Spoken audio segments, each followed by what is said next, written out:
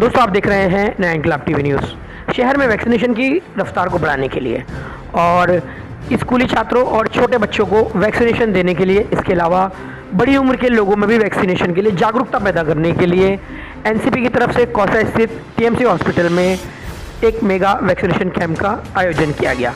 इस vaccination camp की शुरुआत और इसका जायज़ा लेने के लिए गृह निर्माण मंत्री जितेंद्र रेवाड़ खुद वहाँ पर आए थे।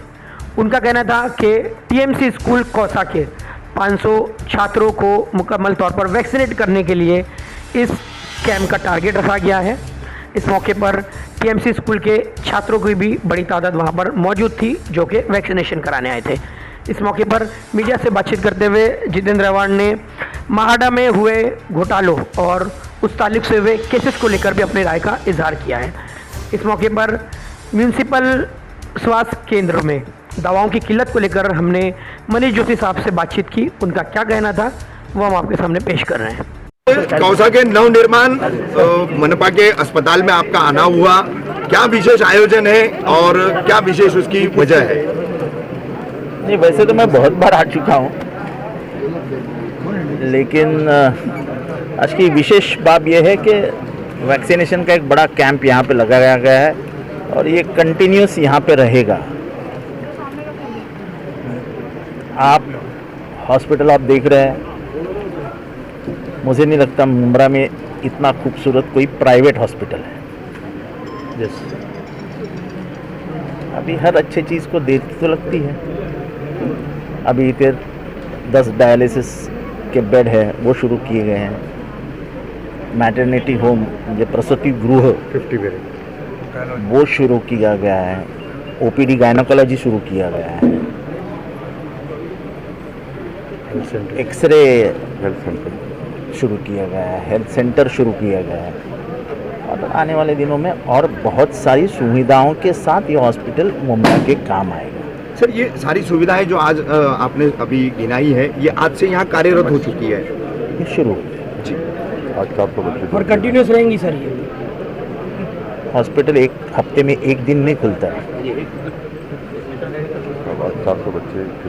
सर, आज स्कूली बच्चों के वैक्सीनेशन का कुछ विशेष कार्यक्रम है, क्या जानकारी देंगे सर उस पर? उसमें जानकारी देने जैसा कुछ नहीं है। नहीं, मतलब कितने बच्चों का टारगेट है?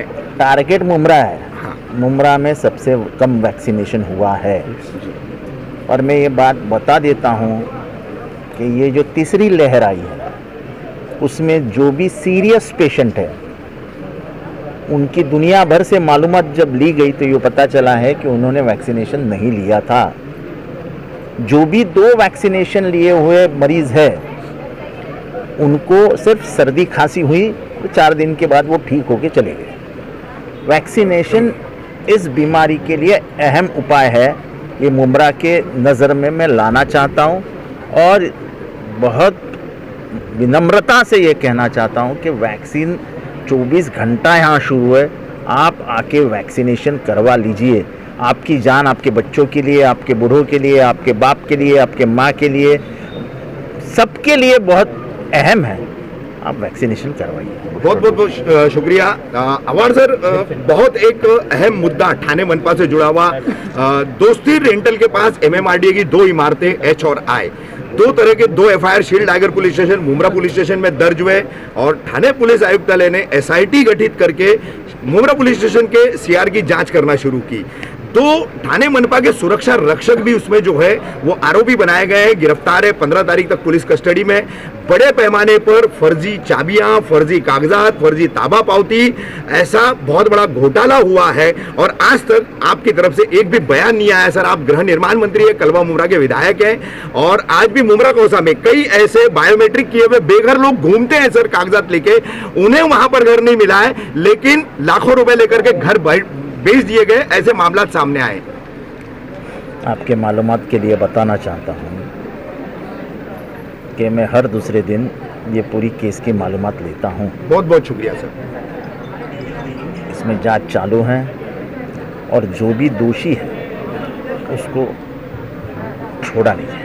सर, आपको क्या लगता है, जो जांच अब तक हुई है और जो चीजें सामने आई है, तो मनपा अधिकारियों की मिली भगत के बगैर ये संभव ही नहीं है, इस पर क्या कहेंगे सर? मैं इस पे आपको स्पष्ट रूप से कह रहा हूँ कि जांच चालू है। कुछ चीज़ें ऐसी होती है जो खुलेआम नहीं बताई जा सकती, उससे जांच के ऊपर, कार्रवाई के ऊपर असर हो सकता है। तो आप लोगों के जो दिल में है वैसे ही कार्रवाई होगी। सर, विपक्ष नेता अशरफ उर्फ शानू पठान ने 17 जनवरी को आंदोलन की इसी मुद्दे पर चेतावनी दी है। अगर त्रिसदस्यीय जांच समिति नहीं गठित की जाती ऐसा है, क्या भूमिका रहेगी राष्ट्रवादी कांग्रेस पार्टी की? ऐसा है, जब पुलिस जांच करती है तो उसके ऊपर कोई समिति नहीं बैठ सकती, क्योंकि ये क्रिमिनल ऑफेंस है जी, जिसमें महानगर पालिका इंटरफियर भी नहीं कर सकती है। तो शानू का आंदोलन है। सर, एटलीस्ट डी तो हो सकती है, departmental inquiry is a must ना, it's related to corporation officers. ऐसा है, कमिश्नर हैज अ पावर। इतने जोर से पुलिस इंक्वायरी चालू है तो इनका डी ठीक है, डी अपने स्तर पर ठीक है। डी से क्या होता है, दो अनियमितता तो सामने आएगी, दो इंक्रीमेंट रोके जाएंगे, उससे और क्या होता है जी। सर, कहीं ना कहीं इस केस को लेके ये भी दिखाई दे रहा है पुलिस कहीं ना कहीं इसमें ढिलाई बहुत ज़्यादा कर रही है। अभी तक पुलिस ने सिर्फ एक आरोपी दिखाया था और 2 मनपा के जो सिपाही पकड़े गए थे, उसके बाद से पुलिस ने अभी तक के कोई जानकारी मीडिया को दी नहीं है। नहीं, वो मीडिया को जानकारी क्यों दी नहीं, ये उसका जवाब मैं नहीं दे सकता, क्योंकि मैं कोई पुलिस अधिकारी, पुलिस दल का प्रमुख नहीं हूँ। पर ये केस ढीली नहीं छोड़ी जाएगी, इतना मैं बता सकता। Thank you sir, thank you. Sir, क्या कहेंगे इस मेगा वैक्सीनेशन कैंप के बारे में? और टीएमसी हॉस्पिटल में रखा गया है और एक तरह से काफ़ी भीड़ भी दिख रही है, अपने आप में मुनफरिद है, क्या कहेंगे? देखिए, कैसा है कि टीएमसी का जो 15 से 18 एज ग्रुप में बच्चों का जो वैक्सीनेशन का हमारा जो कवरेज है वो करीब 52% है। आज टीएमसी पूरे स्टेट में सेकंड नंबर पे चल रही है। लेकिन एक मैं आपको ऐसा बोलूं कि हमारे मुमरा में पूरे और एरियाज के कंपैरिजन में ये 15 to 18 के बच्चों का जो वैक्सीनेशन है उसका परसेंटेज काफ़ी कम था। तो इसके लिए मैंने शानू भाई, शमीम भाई से बात करी कि भाई कुछ ऐसा कुछ नया देते हैं बच्चों को जिससे वे आकर्षित हों।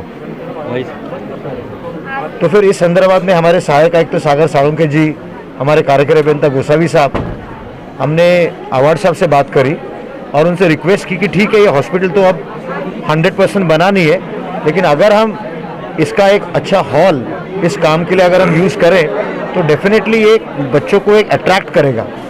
और उसका नतीजा आज आप देख रहे हैं कि आज टीएमसी के स्कूल के करीब 500 बच्चे यहाँ वैक्सीनेशन लेने के लिए आए हैं।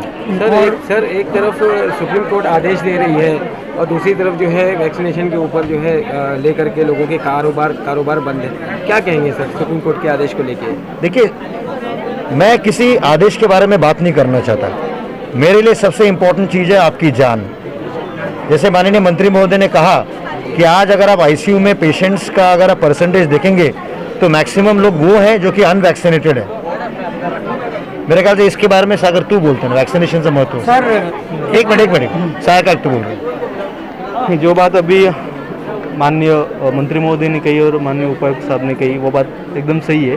फिलहाल हम लोग जो तीसरी लहर के दौर में चल रहे हैं, तो उसके ध्यान में रखते हुए जो लोग हैं जिन्होंने 2 वैक्सीनेशन के अपने डोज पहले कंप्लीट कर चुके हैं, तो उनका हॉस्पिटलाइजेशन का जो परसेंटेज है वो काफ़ी कम है। तो वो ध्यान में रखते हुए आपके मंच से, आपके माध्यम से सभी को हम लोग अपील करते हैं कि अभी भी आपके डोज बाकी रहे होंगे तो वो आप पूरे कीजिए, 2 बाकी रहे, 2 जो कुछ बाकी रहेंगे। और अभी जो टीएमसी ने 15 से 18 साल के बच्चों के लिए जो वैक्सीनेशन का ड्राइव चालू किया है, तो मैं सभी पालकों को भी आह्वान करूंगा, आप अपने डोज भी लिए रहेंगे तो अच्छा ही है। आप अपने बच्चों का भी जो वैक्सीनेशन का ड्राइव में वैक्सीन लेके रहेंगे।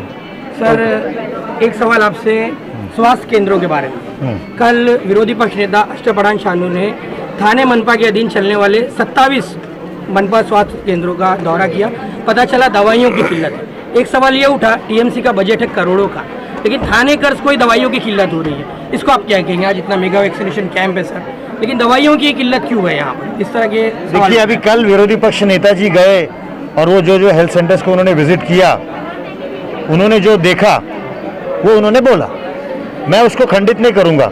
लेकिन प्रशासन की तरफ से एक चीज़ मैं आपको क्लियर कर दूं कि देखिए क्या होता है कि कोरोना के टाइम में सडनली जो मेडिसिन की रिक्वायरमेंट है वो 4 गुना बढ़ गई।